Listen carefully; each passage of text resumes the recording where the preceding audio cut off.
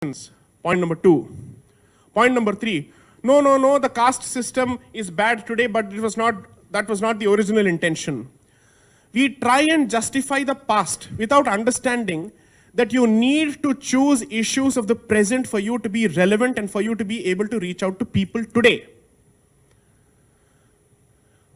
What the caste system was 1,000 years ago or 1,500 years ago, does it really matter to a person who is actually, let's say, a victim of that particular system in any part of the country? It doesn't make a difference to him.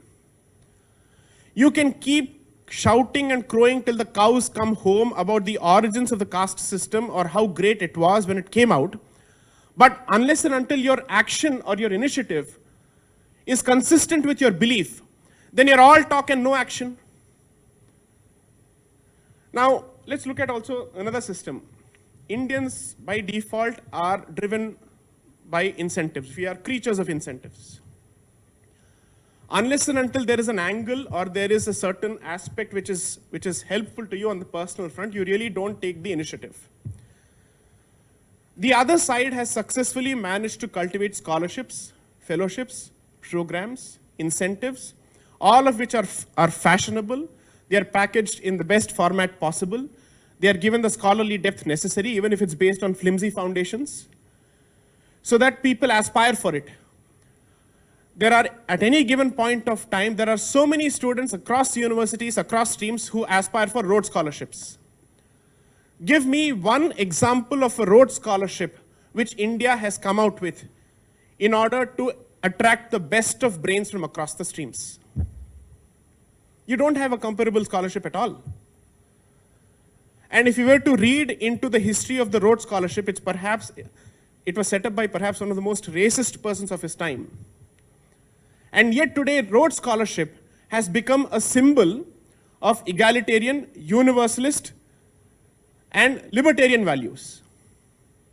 This is the power of narrative, where you're entitled to recraft and refashion history to suit your current agenda. We may have managed to understand how to crack the game of elections. We may have managed to come out with a decent machinery that wins one state after another. But at the end of the day, as far as the public narrative is concerned, and as far as the messaging is concerned, and as far as the intellectual ecosystem is concerned, you're nowhere close to it. For the simple reason that you have not invested sufficiently in it.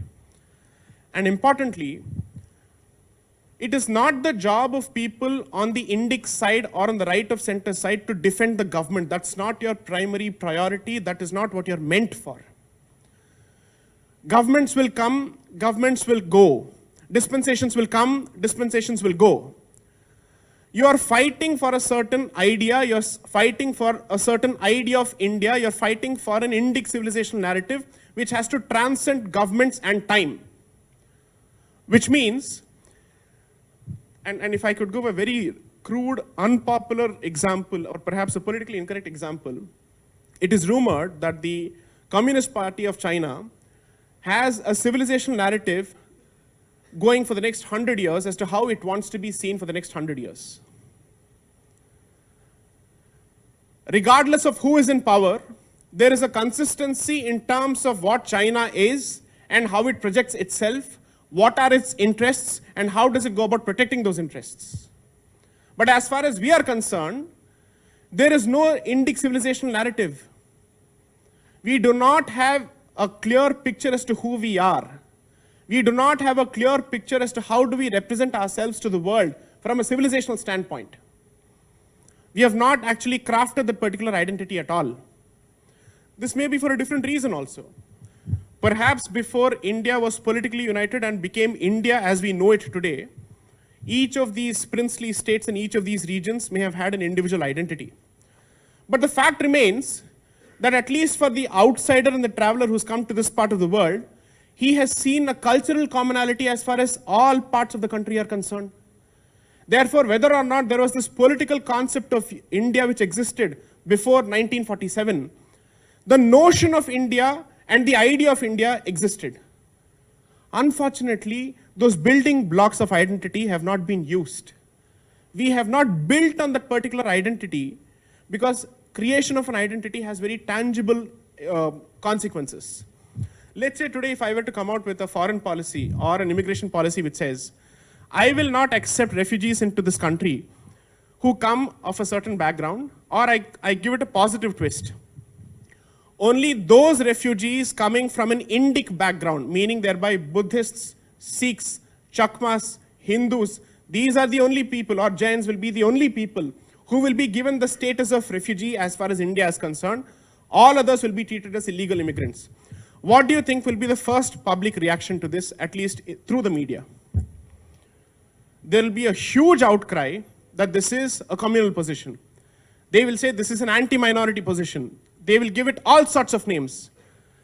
That is for the simple reason that till date, after 70 years of the creation of this Republic of India, you still don't have a clear cultural identity. You do not have a civilizational narrative to present. You continue to allow third parties to craft your narrative. You have given them all the room that they need. Therefore, as far as I'm concerned, the need of the hour is this. Perhaps the last wave was based on part-time voluntarism, where people out of their good intention decided to do something for the Indic side. After the age of 50, after the age of 40. But now you have arrived at a point where the battle of ideologies is visible for you to see on a day-to-day basis on every topic. Right from the murder of journalists, to immigration crisis, to reservations, to whatnot. Almost everything in India revolves around identity politics.